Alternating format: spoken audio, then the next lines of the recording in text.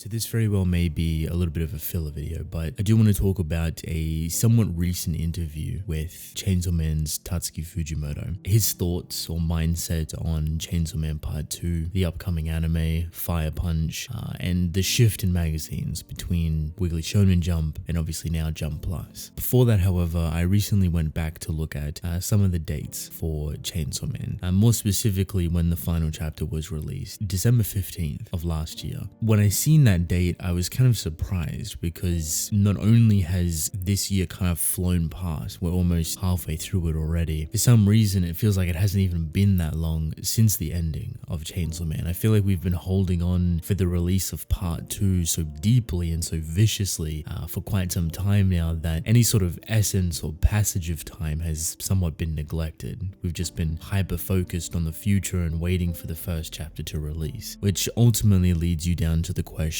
of when is it? When will we ever get Chainsaw Man Part 2? Unfortunately, I do not have the answers, but I do strongly believe that we will get it this year. And considering Fujimoto has been a lot more open lately, he's been talking a lot more about Chainsaw Man. Basically, his appearance online has fluctuated up quite a bit. This doesn't mean that he's getting ready to drop it, but sometimes it can be indicative to pre-promotion work and basically just making himself known that he is active and that in the next handful of weeks or months potentially Chainsaw Man Part 2 could come across. And a big reason that I feel like now is a good time for it, or at least in the following month or two, is because of the anime. I wouldn't put it past Fujimoto to truly wait for the anime to kind of release or at least build off the hype for it in terms of its marketing, because a lot of people are extremely excited for it. The anime showcase is going to be, I believe, revealed on June 27th alongside a litany of other Mappa shows, and kind of building around this time the anticipation, the want for more Chainsaw Man releasing Part 2 around here, maybe a week or up to a month later,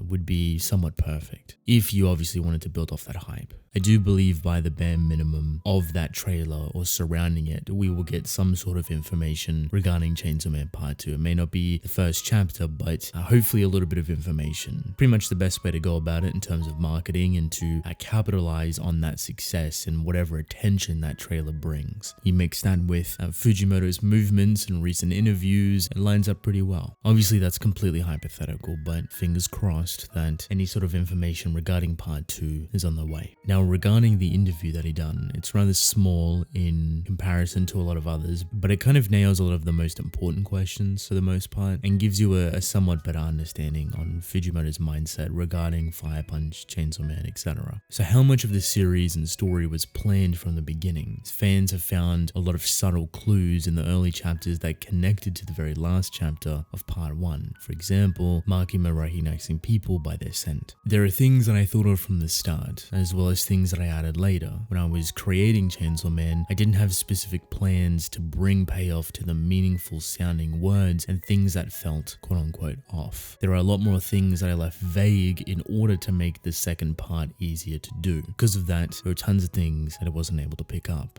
I don't know if I'll do this with every statement, but just to quickly reflect on this, the vagueness that he's talking about is pretty much all the unanswered questions in Chainsaw Man. It may be pretty simple when told to you, but it's very easy to gloss over because authors hide this simplicity extremely well. It's something that isn't meant to be acknowledged as being simple or something that isn't questioned as of yet. If anything, they directly try to avoid the attention towards it so they can play on it later on, pretty much hiding it in plain sight. And if you are paying attention, or if you're doing like deep dives or analysis or just scouring through it from start to finish, you'll notice a very massive pattern for stories. And sometimes it can devalue your experience, but it's pretty often. You can find it with pretty much every single series in every single way, from narrative concepts to theme to a tone to characters, their interactions, their mindsets, emotions, etc., etc. There is a litany of things. So when you go back and look at Chainsaw Man, there's pretty obvious pockets of things that are rather vague. Pretty much the best example I can give you is Denji's family, something that could have easily been played upon in Part 1 in terms of a detail, or at least more of it, both on his mother's side and his father's side, and how it influenced Denji growing up, but we only got semi-specifics, and I assume will be played upon much more heavily and deeply in a much more gruesome and realistic nature in Part 2. Because of its violence and dark humor, Chainsaw Man is often described as a quote-unquote quote, not Jump-like Jump manga. How did you initially pitch the series to Jump? I always wanted to serialize in Jump, so I had the feeling that if I drew a serialization there was a risk that my work would get buried if I made a quote-unquote Jump-like manga.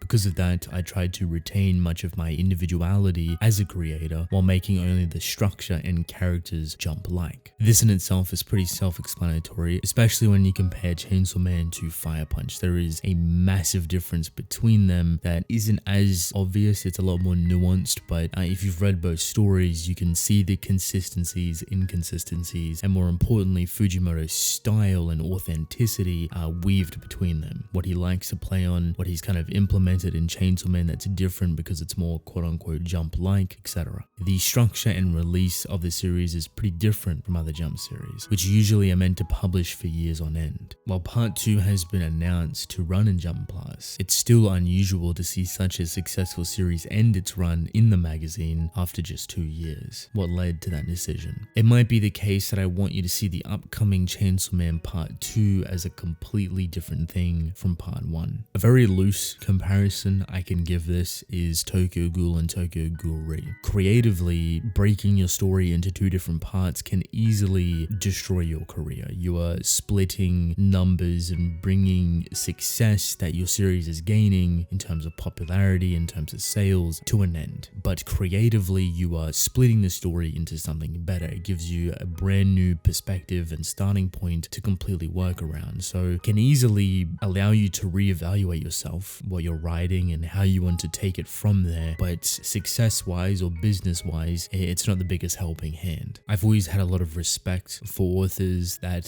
feel confident and are able to write the story that they want to write. The irony of it is a lot of the times you don't actually get that. A lot of authors get forced by editors and publishers and corporate in general to write a very specific type of way, to add this, to take out this, to not play on that, to continue doing this, to simplify or make this more obnoxious. There's so many different things that come into play. So to be able to part your story is kind of like a cardinal sin for corporate, especially when you have so much attention, money, and success and fame and popularity, everything kind of flowing in at such a beautiful pace. To abruptly stop all of that so you can be creative, so you can change the tone of the story, so you can write it in a brand new way is very admirable. It's a massive reason why I respect Sue Ishida for his Jump, for Tokyo Ghoul and Tokyo Ghoul Re. At the height of his career, he also ended his story. No one's seen it coming. Chainsaw Man Part 2 was very similar, and it's even jumping into a brand new magazine. He made numerous mentions of other manga in the author comments in Weekly Shonen Jump. Were there any manga that inspired your approach to Chainsaw Man? There are just so many works that I took inspiration from that I wouldn't be able to write them all down here. When I was serializing, I was excruciatingly busy, but I made sure to watch as many new things as I could, and I also have memories of borrowing quite heavily from the things that I saw.